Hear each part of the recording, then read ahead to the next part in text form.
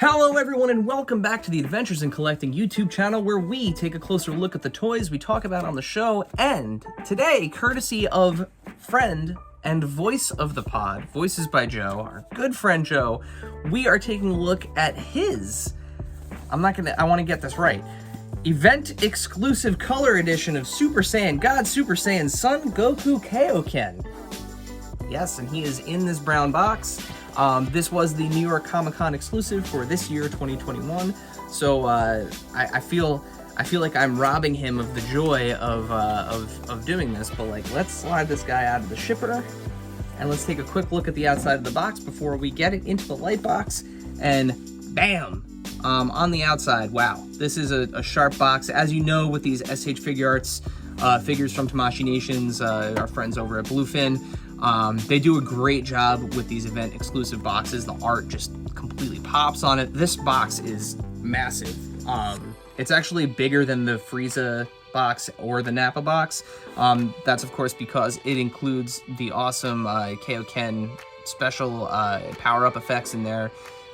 Same format as the other power-up effects, but it has that kind of pearlescent blue and pink ombre to it, much like the figure does.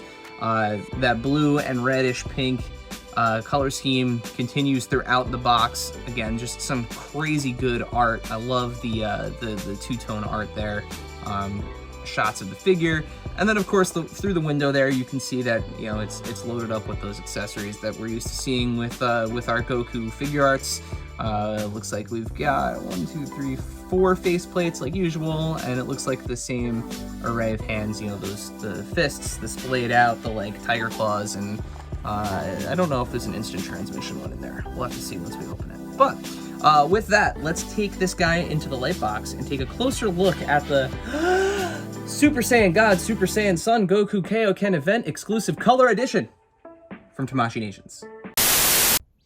Alright, so here we have Goku out of the box, powering up, and man, let me tell you, once you get the plastic out of the way, the pearlescent paint hits on this really jump out. So before we get into all that, the paint, the detail, the articulation, let's talk about accessories. So the first and foremost, the biggest accessory that comes with this figure, one of the huge selling points, is the special power-up effect.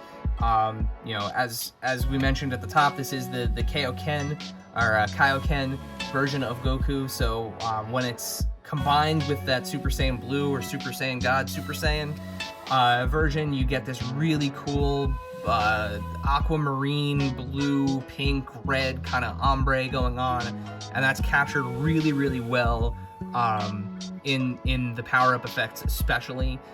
The actual paint on the figure captures that too, the way the light kind of bounces off of it. There's like a slight pink hue to the blue parts, and there's a slight blue hue to like the orange parts. It's really clever how they really captured the look of this very striking animation from Dragon Ball Super. Yeah, just a really great job. Along with the power-up effects, you do get some additional hands and faces. So you get 3 types of hands, or 4 types of hands with Goku here. So you can see he has the fist hands on. You also get the splayed out hands. So the splayed out hands are good for if you're doing any kind of blocking in your photography, or spirit bomb. Really great job with those. You get I call these like the tiger claw hands, just kind of those martial arts posing hands. Again, really good job with those. The thing about these two is the skin tone has a slightly different hue to it, as from previous versions. So it's a lot. It has kind of this like rosier, almost pink kind of contrast to it, as opposed to the more of just kind of the basic like Caucasian flesh tone of the previous figures. So mixing and matching ain't gonna happen here, but if you have a Goku figure, you already have these hands. So and then you get your Kamehameha hands, of course. Along with the neutral head sculpt that you see on him now, you get 3 additional ones. that are more dynamic, you know, for the different poses. So you get the teeth gritted, which is the faceplate that I probably should have on him there as he's powering up. He looks way too chill to be powering up. You get the like super mad, like enraged, out of control, you know, screaming head there. And then lastly, my favorite one, you get the cocky smirk. Love when Goku goes Super Saiyan and loses a little bit of that humility that he always kind of has when he's neutral, and he kind of gets that whole Super Saiyan cockiness vibe situation. And just to kind of show you, if this is your first tour around an SH Figuarts figure, in order to replace the faceplate, it's super easy. You just pop off the front of his hair, and then the face falls off magically. No, I just didn't have it in all the way. And then, you just kind of insert it in those bottom pegs there, and then you can pose your Goku like that, and that's terrifying. And then you just put your hair back on, and you get that awesome... I love the smirk, man.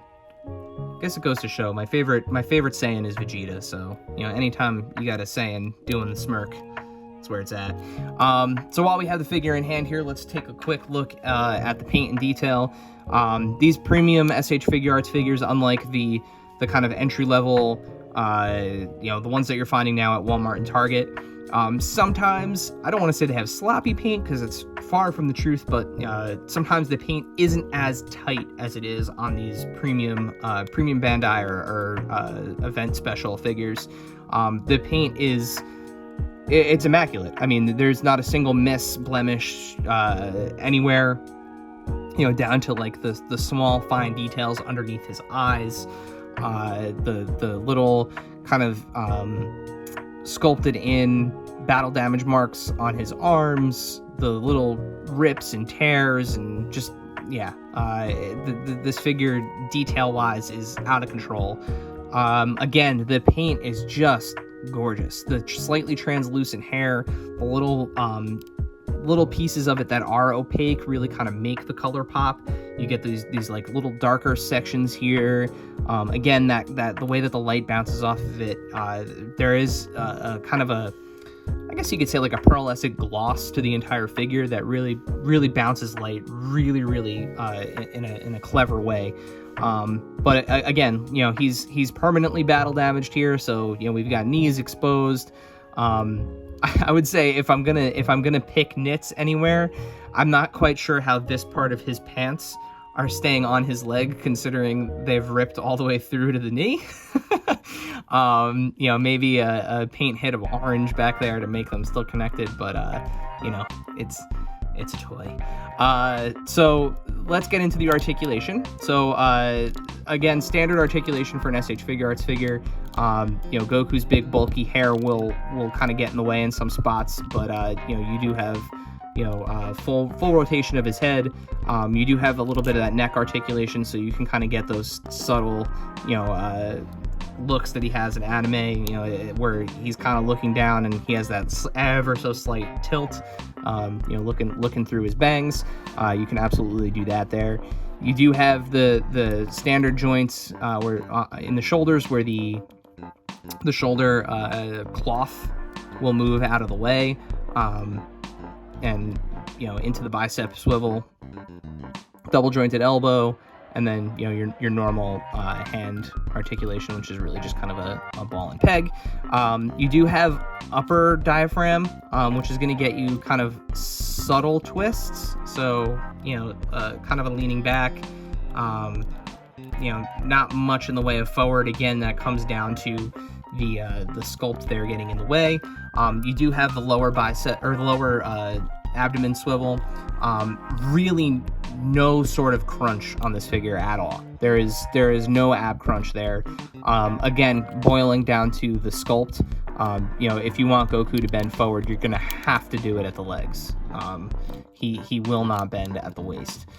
Speaking of the legs, this is, and I've confirmed with Joe, who has many more SH Figuarts figures than I do, these legs are very tight. I'm thinking just kind of structurally, it boils down to that pearlescent finish. I think it's adding an extra layer of paint, which is making the legs really, really tight. So just exercise some caution. You know, you can still get everything you need to out of them.